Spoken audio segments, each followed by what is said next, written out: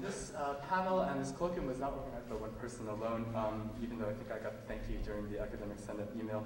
Our co-conspirators were Elizabeth DeLoffrey, Aisha Finch, Michael Heim, and Christian Hazemeyer. I'd like to thank them for all their hard work. And I'd like to plug a website, savingucla.ning.com.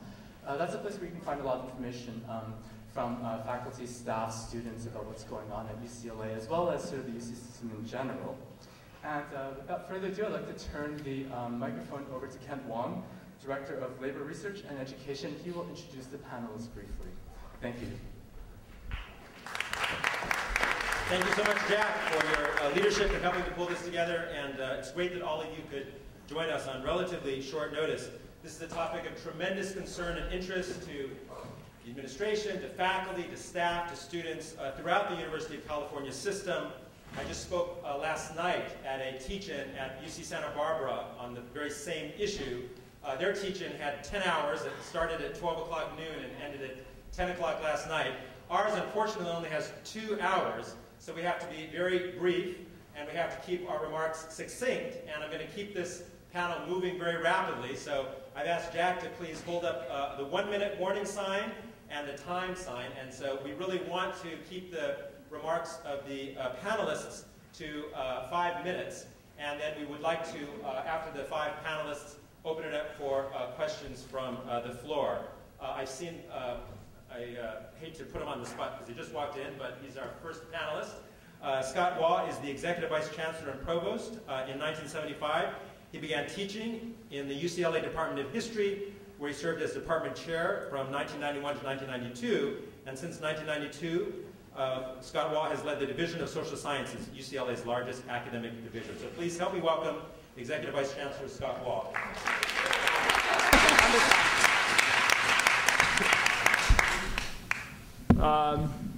Good afternoon.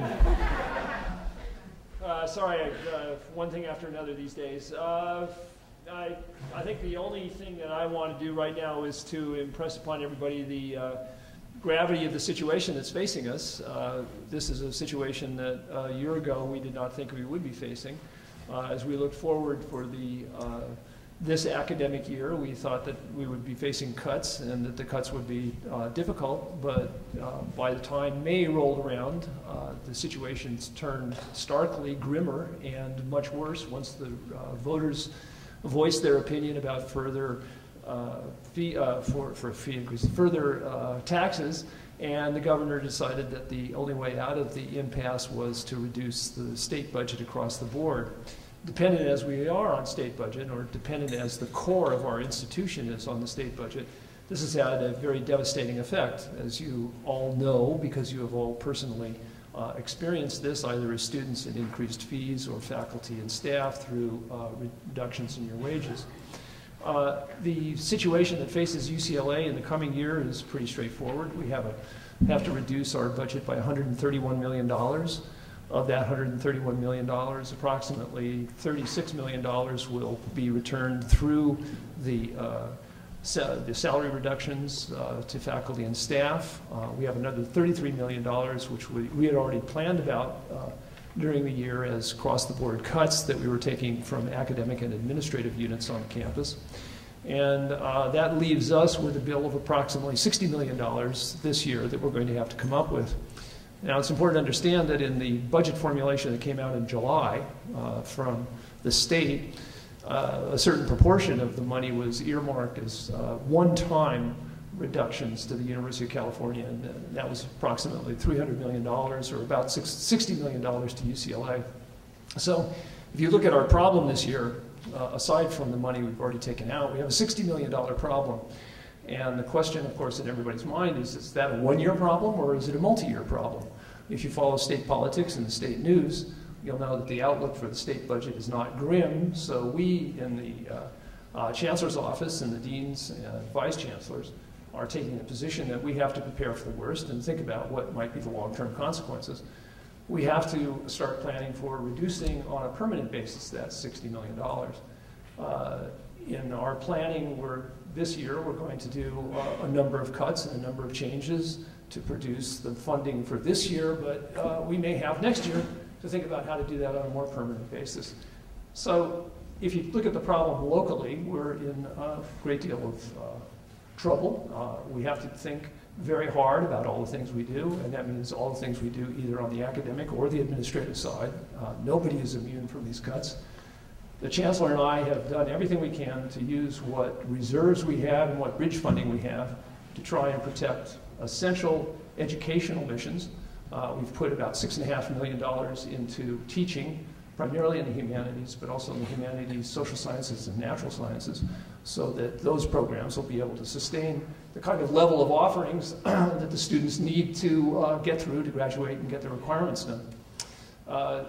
We're not sure how long we can do that, and so we have to look at what kinds of institutional changes are going to be necessary to make sure that we can offer the quality education and a responsible education to our undergraduates, and at the same time maintain our graduate programs and our research mission. These are daunting tasks. The problems before us are not just problems that have to be tackled by the Chancellor's office, they have to be tackled by everybody at every level, and everybody is feeling the consequences of it. And the one thing I think that we're looking forward to is working with everybody in the community to find solutions to this problem going forward, with the aim, the very fundamental aim, of keeping UCLA a great public university. That's the bottom line, and that's what we're aiming for. That's not an easy task, and I think you're all feeling it in various ways in your classrooms and your departments and your programs. But it is something that we want to keep intact, and we want to do everything we can. That's also going to mean, and I should add, finding new sources of revenue, doing things differently so that we're as efficient as we possibly can be, and garnering resources from whatever source we can. This is not going to be easy. It's not a short-term thing. You can't turn it around in 1 year. It's going to require our effort over a number of years, but I'm confident we can do it. This is a great institution. The people of the institution are brilliant and innovative and imaginative, and I think all working together, both locally and generally, we can come up with the kinds of solutions that will get us through this crisis and keep UCLA, UCLA as we've known it. Thank you. Thank you very much, Scott Waugh. Our next speaker is Robin Garrell. Robin Garrell has been professor of chemistry at UCLA since 1991. She is the author of more than 80 publications and has presented more than 120 invited lectures. She has won numerous awards and honors and is currently chair of the Academic Senate. Robin Garrell. Thank you very much. I really appreciate having the opportunity to participate in this panel, and would like to start by adding one more cloud to the bleak, stormy sky you just heard about. Just to put things in perspective, especially for the students, if you look at support from the state for your education, so what pays for the faculty salaries and academic support, in 1990, expressed now at $2,009, that supports $15,000 per student. That's $7,788 today, almost 50% less. So I was in Oakland yesterday for a meeting of the Academic Assembly. That's the highest body of the Senate in the state of California. It includes the Senate chairs like me from all the 10 campuses, the chairs of various system-wide Senate committees, and representatives from campuses, other constituencies. And we met for 2 hours with President Yudof. He gave prepared remarks, which will, I think, be made available, and this is followed by question and answers. So I'd like to make 4 points to you today. The first is that the collective view of the Senate leadership, as represented by the Academic Assembly, is that shared governance is strong and it is working.